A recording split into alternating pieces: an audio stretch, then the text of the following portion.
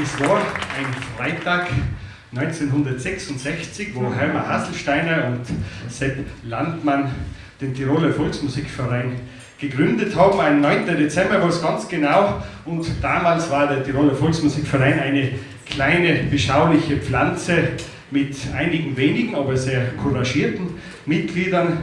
Mittlerweile ist der Tiroler Volksmusikverein zu einem, ja, ich möchte sagen, großen, blühenden Garten angewachsen, wo eine Großzahl und eine Vielzahl von Musikanten, Musikantinnen, Sänger und Sängerinnen aus ganz Tirol, aber auch weit darüber hinaus ihre Heimat gefunden haben, wo sie sich Ratschläge holen und wo sie gerne zu Hause sind.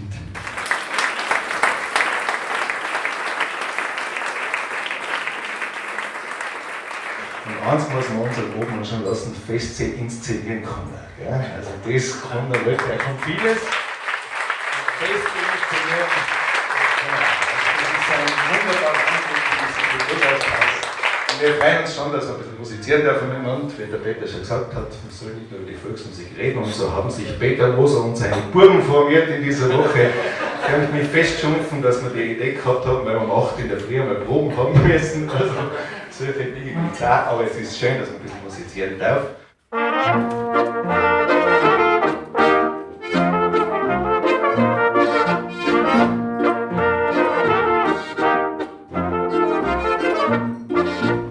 Was sich in diesen 50 Jahren zugetragen hat, welches Renommee der Volksmusikverein sich in der Gesellschaft erarbeitet hat, der Zulauf bei den verschiedenen Veranstaltungen, aber auch Fernsehsendungen, wo immer wieder die Volksmusik präsent ist, da sind mir besonders großen Respekt ab, weil es sind ja natürlich, die Konkurrenz ist natürlich sehr groß, die volkstümliche Musik ist auch eine sehr große Konkurrenz, auch im Fernsehen, aber diese Präsenz ist etwas ganz Besonderes. Und wenn ich mir denke, damals hat man ja gemeint, es ist der Untergang gegeben, was die Kultur betrifft, die Tradition betrifft, umso mehr ist es bemerkenswerter, was sich in diesen 50 Jahren zugetragen hat.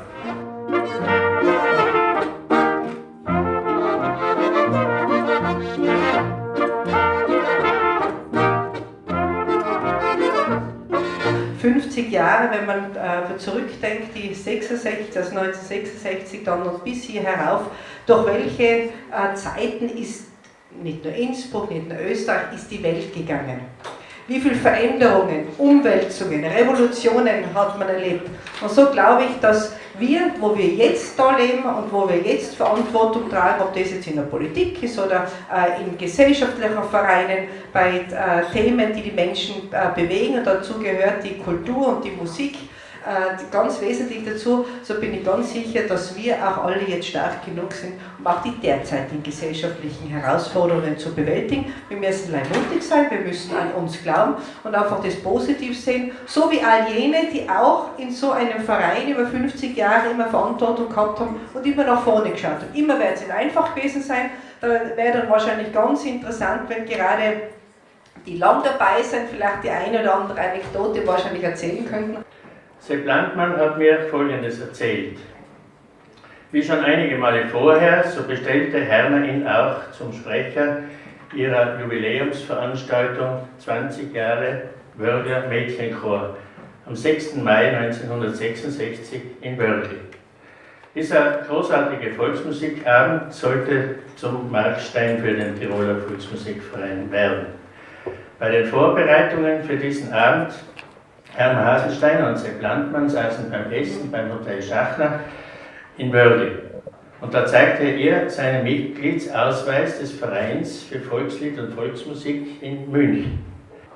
Landmanns Vorschlag, so etwas bräuchten wir auch in Tirol, zündete bei Hermann Hasselsteiner.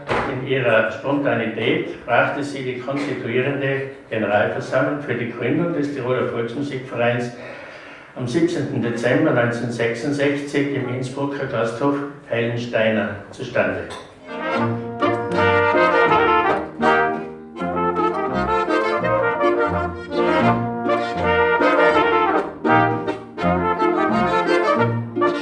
Hat man das daheim mitgekriegt, dass man daran denkt, so einen Verein, den wir heute jubilierend beglückwünschen dürfen, zu gründen? Also ich war damals 8 Jahre und Vereinsgründer habe jetzt nicht unbedingt etwas, mit dem ich mich auseinandergesetzt habe, aber ich habe natürlich mitbekommen, dass sich die Größen in der Volksmusik die Klinke in die Hand gegeben haben. Sie waren eben immer alle da. Das waren natürlich die Hermann Haselsteiner, das waren aber auch ganz viele Musikanten aus Bayern. Da hat mein Vater ganz eine enge Beziehung gehabt. Martin ja im Unterland, dann auch spaßhalber den Bauernlapp genannt, weil er so einen Hang gehabt hat zur bayerischen Volksmusik. Ja, es war der Peter Reitmeier, der Peter Moser, später dann auch der Franzl Bosch, der ja damals sogar bei meiner Hochzeit gespielt hat. Da war er noch nicht so bekannt, heute konnte man wahrscheinlich nicht leisten. Jetzt muss ich fragen, was war aus deiner Sicht, aus dem Rückblick deiner Person, der Zugang der Mama zur Volksmusik? War sie so eine Kämpferin wie der Sepp Landmann oder was hat sie für einen Zugang gehabt? Naja, für mich war die Mutter mit der Volksmusik sowieso ein Synonym. Und meine ersten Erinnerungen sind natürlich also das erste Mal Bundesjugendsingen, Sieg in Wien und der Einzug der Mädeln, das Mädchenkurs der Hauptschule Wörgl hat es damals geheißen, in der Stadt oder nein, damals im Dorf bitte. Und dann war erst Markterhebung und dann ein paar Jahre später war das zweite Mal Bundesjugendsieger. Also das war dann schon eine ganz große Sensation damals.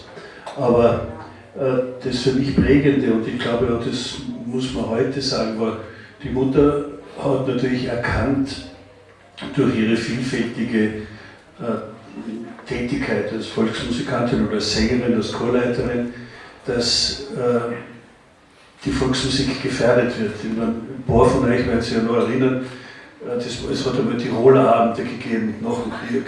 Ja?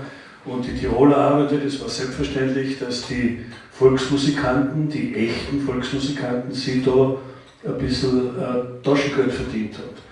Und da waren die Sängerinnen und die Sänger und die Musikgruppen, die haben sich dann getroffen, also ich weiß das in der Verwörgel, aber da hat es im Gasthaus dann einen Volksmusikanten gegeben. Und dann sind die Volksmusikanten immer mehr durch die volkstümlichen Musikanten verdrängt worden. Und die Leute haben eigentlich gleich begeistert darauf reagiert. Und das war für die Mutter ein Schock. Ja, wie kann man sowas gleich gern mögen? Ja, das eine, was Gescheites ist, und das andere, was also unaussprechlich ist. Und das war ja dann, glaube ich, auch einer der Gründe, warum die Mutter diese Initiative ergriffen hat und gesagt hat, jawohl, jetzt müssen wir dagegenhalten. Und das Schöne ist ja, dass das so in wunderbarer Weise gelungen ist.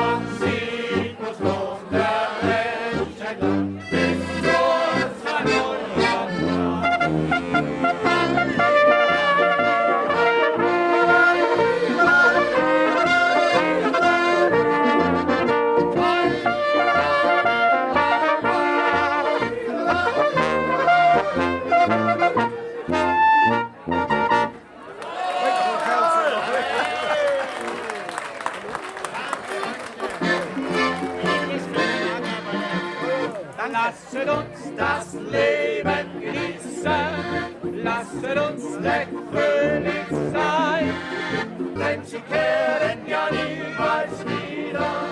Bringt Raum